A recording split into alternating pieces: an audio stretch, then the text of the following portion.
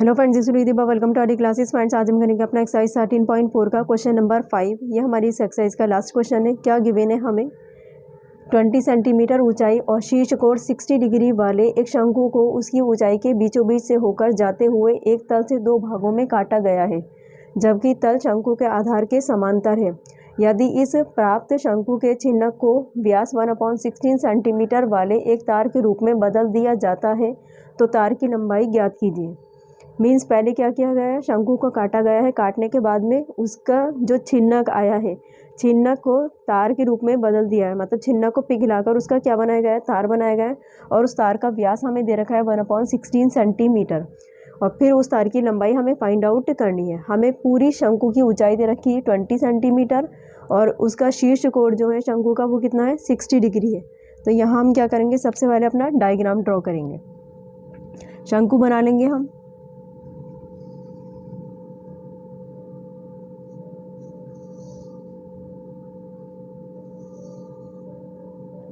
इसे क्या किया गया, पूरी ऊंचाई गिवन है और शीर्ष कोण दे रखा है। तो शीर्ष कोण तो हमारा ये रहा 60 डिग्री और पूरी ऊंचाई हमें कितनी दे रखी है, 20 सेंटीमीटर।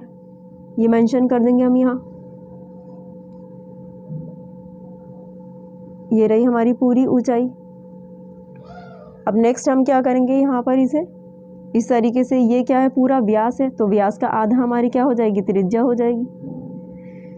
अब इन्होंने क्या कहा गया है कि ऊंचाई के बीचों बीच से होकर जाते हुए एक तल से दो भागों में काटा गया है, जबकि तल जो है वो शंकु के आधार के समांतर है। तो शंकु का आधार पूरा ये रहा और जब इसे काटा जाएगा तो उसका एक तल बनेगा। तो तल क्या हो जाएगा, बिल्कुल बीचों बीच में से इसे कट कर दिया जाएगा। तो पूरी लंबाई इसकी कितनी, 20 सेंटीमीटर। तो आधी लंबाई कितनी, आधी लंबाई ऊपर गई और आधी लंबाई नीचे गई। मीन्स 10 सेंटीमीटर हमारा ये पोर्शन आ गया और 10 सेंटीमीटर हमारा ऊपर चला गया। दो भागों में इक्वल पार्ट्स में डिवाइड किया है। और शंकु का आधार और ये तल दोनों क्या है, एक दूसरे के समांतर है। तो ये भी क्या हो गया, समांतर है। तो इसका मतलब है बराबर हो चुके हैं। अब नेक्स्ट है, जब ये कट गया है तो इससे प्राप्त शंकु के छिन्नक को, तो ये वाला पोर्शन हमारा क्या बन गया, शंकु का छिन्नक बन गया। तो यहाँ पर हम क्या करेंगे, अगेन शंकु का छिन्नक बना लेंगे।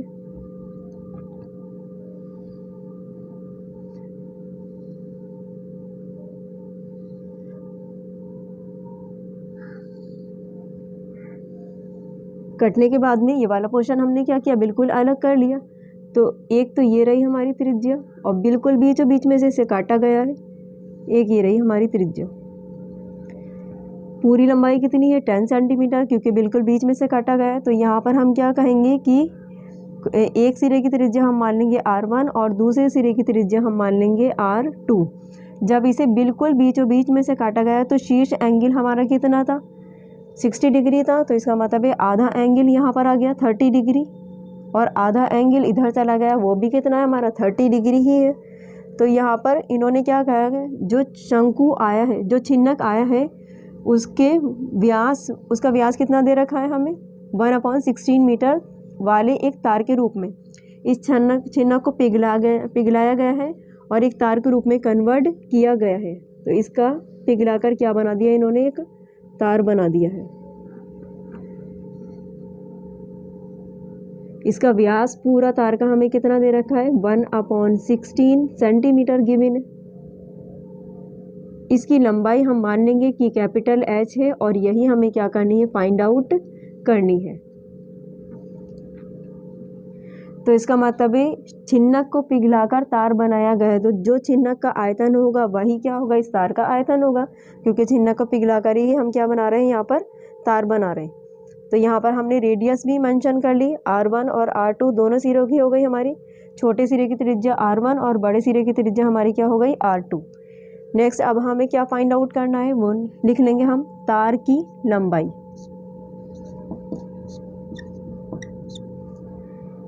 अब ये क्या है, तल के लंबवत क्या है हमारी, ये जब बीचों बीच में से काटा गया है तो ये हो गया हमारा समकोण। यहाँ पर 90 डिग्री बन रहा है। तो 90 डिग्री के जस्ट सामने वाला हमारा क्या रहा, कर्ण हम मेंशन कर लेंगे। और एंगल 30 डिग्री हमारा क्या बन रहा है, यहाँ पर बन रहा है। तो इसी के जस्ट सामने वाला हमारा क्या रहेगा, लंब रहेगा। और ये क्या बचा हमारा, आधार। तो यहाँ पर हमें क्या करना है, त्रिज्याएं निकालनी है। R1 और R2 की वैल्यू हमें दे नहीं रखी है और हमें क्या करना है, आयतन लगाना है। तो आयतन के लिए हमें R1 और R2 दोनों की ही वैल्यू फाइंड आउट करनी है। इसलिए हम क्या करेंगे, एंगल हमने मेंशन किया था लंब कर्ण और आधार में इसे कन्वर्ट कर लिया, समकोण त्रिभुज हो गया। अब हम इसे नाम दे देंगे A, B और C। यह हमारा त्रिभुज हो गया। इसे कहेंगे हम पॉइंट D और ये रहा हमारा पॉइंट E, ABCD और यहाँ पर रहा हमारा F। ये बन गया हमारा ADE, एक ये बना समकोण त्रिभुज और दूसरा हमारा ये पूरा बन रहा है ACB, ये भी क्या रहा, समकोण त्रिभुज बन चुका है। और यहाँ पर बड़े वाले त्रिभुज में AB क्या रहा, कर्ण, और BC क्या रहा, लंब, और AC हमारा क्या बन गया, आधार बन चुका है। तो यहाँ पर हमें जिन जिन चीज़ों को मेंशन करना था वो हम मेंशन कर चुके हैं। नेक्स्ट हमें तार की लंबाई फाइंड आउट करनी है। तो यहाँ पर हम क्या करेंगे, क्वेश्चन मार्क लगा देंगे। अब हमें क्या दे रखी है, शंकु की ऊंचाई दे रखी है। तो यहाँ पर हम लिखेंगे शंकु की ऊंचाई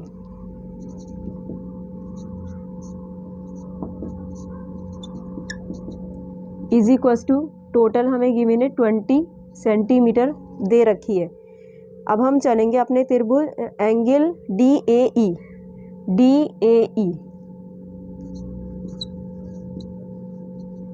is equals to angle DAF। दोनों ही कितना डिग्री का था, दे रखा था हमें 60 डिग्री का। जब हमने ये लाइन ड्रॉ की, दो पार्ट किए, तो ये हो गया हमारा 30 डिग्री एंगल, 60 से 30 डिग्री में कन्वर्ट हो चुका है। तो यहाँ पर हमने क्या मानी है, छिन्नक की त्रिज्या मानी है। माना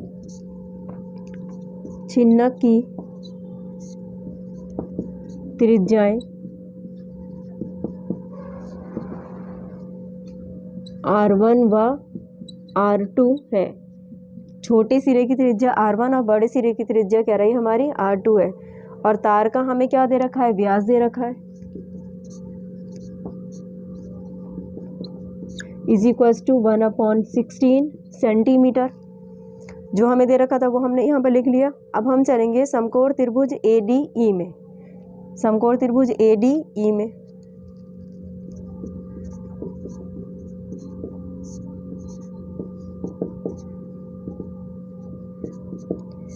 इस त्रिभुज में हम क्या निकालेंगे, अनुपात निकालेंगे, क्योंकि हमें क्या चाहिए, AD चाहिए। तो यहाँ से AD का अनुपात निकालने के लिए मीन्स हमें त्रिज्या चाहिए। तो मीन्स हमारे पास क्या है, ये DE हमारी त्रिज्या है। तो DE हम निकालेंगे तो R1 की वैल्यू हमारे पास आ जाएगी। इसलिए अभी हम कहाँ चले, समकोण त्रिभुज ADE में, मीन्स छोटे वाले त्रिभुज में। तो लंब और आधार का अनुपात लेंगे। लंब अपॉन टू बी आधार किसके बराबर होता है, ये tan थीटा के। और थीटा हमें कितना दे रखा है, 30 डिग्री। यहाँ मेंशन करेंगे theta is equals to 30 degree हमारा हो चुका है। देन लंब हमने क्या लिया है, DE अपॉन टू बी आधार हमारा क्या है, AD is equals to tan theta की वैल्यू हमारी 30 डिग्री। DE की वैल्यू क्या मानी हमने, R1। तो यहाँ पर हम लिख देंगे DE is equals to R1 और दूसरी हमारी क्या है, BC is equals to R2। Then D की प्लेस पर रख दिया हमने R1 upon to be AD की वैल्यू हमारे पास क्या है, 10 सेंटीमीटर है। तो यहाँ पर हम रख देंगे 10 इज इक्वल्स टू 10, 30 की वैल्यू हमारी क्या होती है, 1/√3। R1 की वैल्यू फाइंड आउट करनी है तो 10 की 1 से मल्टीप्लाई कर देंगे cross. Then R1 is equals to 10 upon to be √3 centimetre. R1 की वैल्यू हमारे पास आ चुकी है। नेक्स्ट हम क्या निकालेंगे, यहाँ से R2 की वैल्यू फाइंड आउट करेंगे। तो हम R2 की वैल्यू इधर ही फाइंड आउट करेंगे। तो बड़े वाले समकोण त्रिभुज में आ जाएंगे, त्रिभुज ACB में। ये भी क्या है, हमारा समकोण त्रिभुज है। यहाँ पर भी हम क्या लिखेंगे, लंब अपॉन टू बी आधार किसके बराबर हो जाएगा, tan थीटा के बराबर हो जाएगा। तो tan थीटा इज इक्वल्स टू लंब अपॉन टू बी आधार। tan थीटा की प्लेस पर रख देंगे हम 30 डिग्री इज इक्वल्स टू लंब हमारा क्या है, BC अपॉन टू बी आधार हमारा क्या है, AC। tan 30 की वैल्यू हो गई हमारी 1/√3 इज इक्वल्स टू BC की वैल्यू हमारे पास कितनी है, हमने यहाँ लिख दी है R2 upon to B AC। हमें पूरा क्या गिवन है, ये पूरी लंबाई है 20 की 1 से क्रॉस मल्टीप्लाई करेंगे तो R2 की वैल्यू हमें मिल जाएगी is equals to 20 upon to be √3 centimetre. R1 और R2 की वैल्यू हमारी आ चुकी है। छिन्नक की ऊंचाई इसे हम मान लेंगे small h is equals to, क्या रिप्रेजेंट किया हमने यहाँ पर 10 सेंटीमीटर। नेक्स्ट हमें क्या दे रखा है, तार का व्यास दे रखा है और व्यास को हम नोट करते हैं d से, इज इक्वस टू क्या गिवन है हमें 1/16 सेंटीमीटर। व्यास से हम क्या निकालेंगे, त्रिज्या निकालेंगे, तार की त्रिज्या।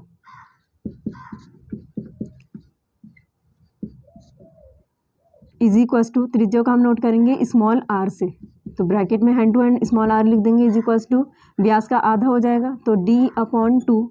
d की वैल्यू हमारी क्या है 1/16, then r is equals to 1/16 into 1/2 centimetre, then r is equals to 1/32 centimetre. त्रिज्या हमारी आ चुकी है तार की।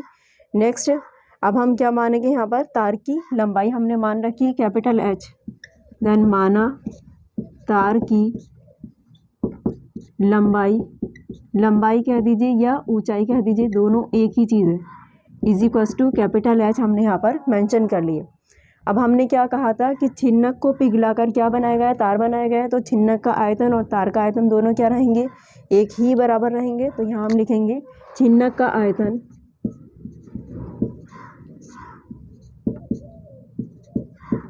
बराबर है तार का आयतन, और तार कैसा है हमारा, बेलन के आकार का है, बेलनाकार है, का आयतन। छिन्नक के आयतन का फॉर्मूला लगाएंगे हम 1/3 pi h r1 square plus r2 square plus r1 into r2 is equals to तार का आयतन क्या होगा पाई r स्क्वायर h। ऊंचाई हमने क्या मानी है कैपिटल H, तो कैपिटल H यहाँ पर मेंशन करेंगे, और त्रिज्या हमने क्या ली है स्मॉल r, तो स्मॉल r यहाँ पर मेंशन किया है।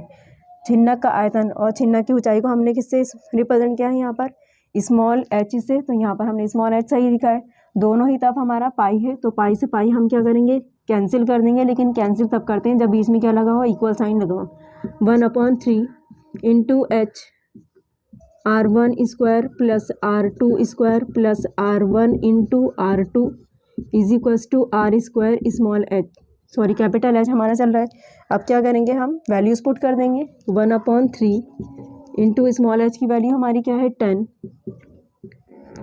r1 की वैल्यू हमने क्या निकाली है 10/√3 और r2 की वैल्यू 20/√3, वैल्यूज पुट करेंगे, देन 10/√3 का स्क्वायर प्लस r2 की वैल्यू 20/√3 का square plus r1 into r2, then 10/√3 into 20/√3 is equals to r square h। r की वैल्यू हमारी क्या है 1/32 का स्क्वायर इंटू h की वैल्यू हमें फाइंड आउट करनी है। 10 की 1 से मल्टीप्लाई करेंगे, देन 10/3 एज इट इज़ ही रहेगा, 10 का स्क्वायर करेंगे, देन 100/2 भी √3 का स्क्वायर करेंगे तो नॉर्मल 3 हमारा बन जाएगा, प्लस 20 का स्क्वायर 400/√3 का स्क्वायर करेंगे, देन 3 प्लस 10 की 20 से मल्टीप्लाई करेंगे 200/2 भी √3 की √3 से मल्टीप्लाई करेंगे, then normal 3 is equals to 1/32 into 1/32। Square लगा था इसलिए हमने इसे 2 टाइम क्या किया है ओपन कर लिया, इंटू कैपिटल H हमारा चल ही रहा है 10/3। यहाँ से क्या करेंगे ब्रैकेट में हम एलसीएम लेंगे, तो एलसीएम हमारा 3 आएगा क्योंकि सभी के डिनोमिनेटर में 3, तो ऊपर वाले टर्म्स हमारे एज इट इज़ ऐड हो जाएंगे, then 100 plus 400 plus 200 is equals to 1 की 1 से मल्टीप्लाई करेंगे, देन 1/2 भी 32 की 32 से मल्टीप्लाई करेंगे 1024 इंटू कैपिटल H 10/3 इंटू इन्हें क्या करेंगे ऊपर ऐड कर देंगे, तो ऐड करने के बाद ये आएगा 700/3 एज इट इज़ ही रहेगा, is equals to 1/1024 into capital H। Capital H की वैल्यू फाइंड आउट करनी, तो 1024 की क्रॉस मल्टीप्लाई कर देंगे, तो capital H is equals to क्या हो जाएगा 10 इंटू 700 इंटू 1024/2 भी 3 के 3 से मल्टीप्लाई करेंगे, देन 9। यह हमारा किस में चल रहा है सेंटीमीटर में। नेक्स्ट हम क्या करेंगे इसे मीटर में कन्वर्ट करेंगे, तो 100 से डिवाइड कर देंगे, तो capital H is equals to 10 into 700 into 1024 upon to be 9 into 100 से हमने क्या किया, इसे डिवाइड कर दिया है, ये बन गया हमारा मीटर में। 00 से 00 हमारा कैंसिल हो गया, तो capital H is equals to 10 into 7 into 1024 upon to be 9 metre. Then capital H is equals to, इन तीनों टर्म्स के ऊपर क्या करेंगे, मल्टीप्लाई करेंगे। 10 की 7 से करेंगे, देन 70 की 1024 से मल्टीप्लाई करेंगे, तो मल्टीप्लाई करने के बाद में आएगा हमारे पास 71,680 upon to be 9 metre. Capital H की वैल्यू फाइंड आउट करनी है, तो क्या करेंगे, 71,680 को 9 से हम डिवाइड करेंगे, तो डिवाइड करने के बाद में ये आएगा हमारा 7,964.44 मीटर। 9 से डिवाइड करने के बाद में हमारा आंसर ये आएगा। और यही है हमारी क्या है, कैपिटल H तार की लंबाई है, और यही हमें फाइंड आउट करनी थी। लास्ट में चाहे आप लिख दीजिए, अतः तार की लंबाई इज इक्वल्स टू 7,964.44 मीटर।